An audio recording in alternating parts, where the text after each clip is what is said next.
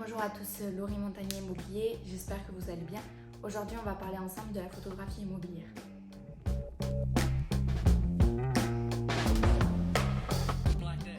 La photographie aujourd'hui, elle prend une grande place dans les sites immobiliers et dans les annonces parce qu'en fait, on se rend compte qu'aujourd'hui, les futurs acquéreurs ne lisent pas forcément entièrement la description. Ils vont d'abord regarder les photos et c'est grâce aux photos qu'ils vont se rendre compte de l'aspect de la maison, de son état, de la disposition des pièces, etc. Aujourd'hui, la photographie, c'est vraiment l'élément phare de l'annonce, donc il faut faire attention que ces photos retranscrivent bien la maison, qu'elle soit chaleureuse, accueillante, qu'il y ait de la place, etc. Il y a plusieurs petites erreurs qui sont très simples à éviter, qu'on voit souvent dans les annonces de professionnels, mais aussi dans les annonces de particulier à particulier.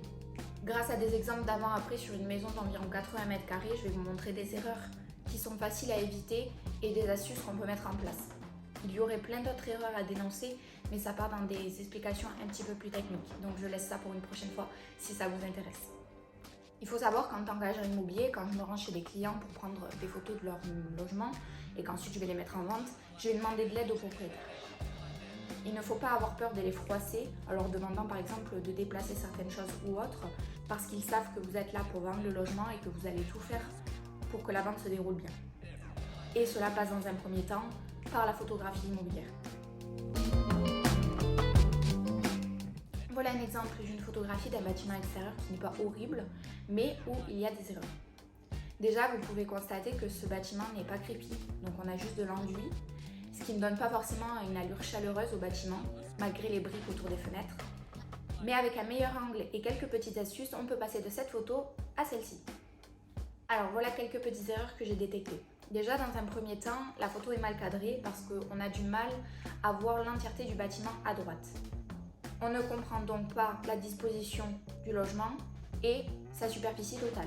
On voit également un salon de jardin juste en face de l'entrée qui n'a aucun intérêt, à savoir qu'aujourd'hui cette photo est prise en décembre, ça se voit.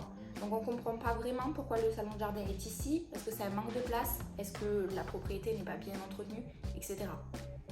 Donc mon conseil, c'est d'enlever tous les éléments qui ne concordent pas avec la saison, par exemple, ou qui sont trop abîmés. Ensuite, l'une des erreurs qui est l'une des plus fréquentes et qui est selon moi la pire, c'est les volets fermés. Comme je le disais tout à l'heure, cette bâtisse n'est pas crépie et donc il faut la rendre chaleureuse. Ne pas ouvrir les volets, ça donne un effet de renfermé, un effet d'une maison non habitée, non chaleureuse.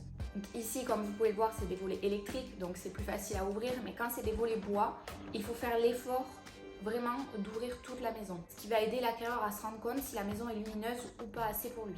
Ensuite, une autre des erreurs très fréquentes, ça va être Réa, donc le chien. On voit qu'elle est passée devant la photo et on la voit dans l'angle. Donc soit il faut recadrer la photo au maximum, soit il faut éviter qu'il y ait des animaux ou même parfois le propriétaire dans la photo.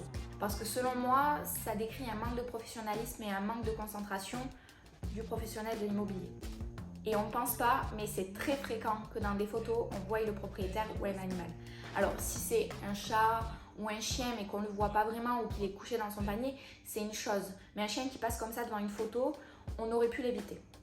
Par exemple, sur cette photo prise chez un propriétaire, j'ai préféré mettre cette photo plutôt qu'à celle-ci.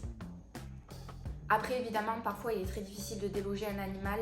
Donc par exemple, on va avoir des photos comme celle-ci où ça ne gêne pas énormément. Prenons l'exemple de cette cuisine. Donc vous pouvez voir qu'on est passé de cette photo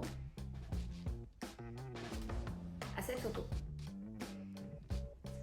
Le problème principal dans cette photo, ça va être l'obscurité. Il est intéressant d'allumer les lumières dans ce moment-là. Ici, nous avons des lumières jaunes, ce qui donne une ambiance très chaleureuse. Je ne suis pas toujours pour concernant la lumière. Cependant, dans certaines pièces qui sont assez sombres, c'est vrai que pour une photo immobilière, c'est le mieux.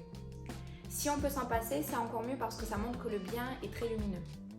Après, la problématique aussi sur cette photo, c'est qu'il y a trop d'informations. Il faut que la pièce soit plus rangée. Comme vous pouvez le voir sur la photo améliorée, nous avons enlevé les sets de table ainsi que la carafe sur la table et les papiers sur le frigo.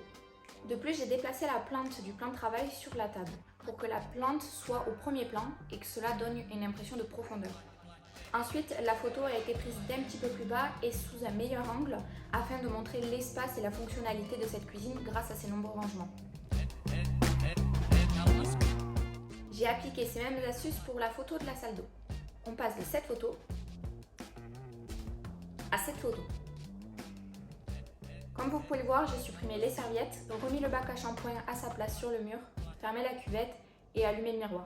La salle de bain semble tout de suite encore plus grande, très bien rangée et très fonctionnelle. Comme vous pouvez le voir sur cette photo, qui a été transformée en cette photo, les mêmes astuces ont été réalisées. Dans la paroi de douche, il y a un reflet. Ce reflet, c'est moi. C'est l'une des erreurs à éviter. Les miroirs et les reflets sont partout dans une maison. Il faut faire attention que vous ne soyez pas vu ni dans les miroirs ni dans les reflets. Il peut arriver parfois qu'on se rend compte, arrivé au bureau, que dans une photo, nous sommes dans le miroir. Et parfois, c'est très flagrant et on s'en rend pas compte quand on prend la photo. Comme avec celle-ci que je vous mets en exemple. J'étais en train de photographier la chambre d'une maison et je ne me suis pas du tout rendu compte que j'étais dans le miroir. Heureusement, j'avais d'autres plans de cette chambre, mais si cela vous arrive et que vous n'avez qu'un seul plan, je vous conseille de ne pas mettre la photo. Et il en est de même avec cette photo, qui sera transformée en cette photo. Ici, l'astuce, c'est un meilleur cadrage.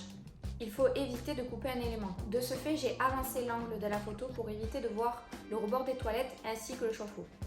Dans cette photo, effectivement, nous aurions pu laisser la porte à droite ouverte, ce qui aurait montré le dégagement au niveau de la chambre, mais il aurait fallu faire attention au miroir et ne pas être dans le miroir. Si on met simplement 2 photos de la salle de bain, on comprend très bien sa disposition, qu'elle est fonctionnelle et qu'elle est très grande.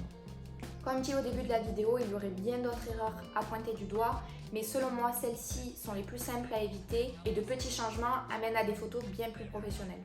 J'espère que cette vidéo vous aura plu. Si vous avez besoin de plus de conseils immobiliers ou d'une estimation gratuite, n'hésitez pas à me contacter au numéro qui s'affiche en bas de votre écran. Je me ferai un plaisir de venir vous rencontrer. Je vous dis à très bientôt pour de nouveaux conseils immobiliers.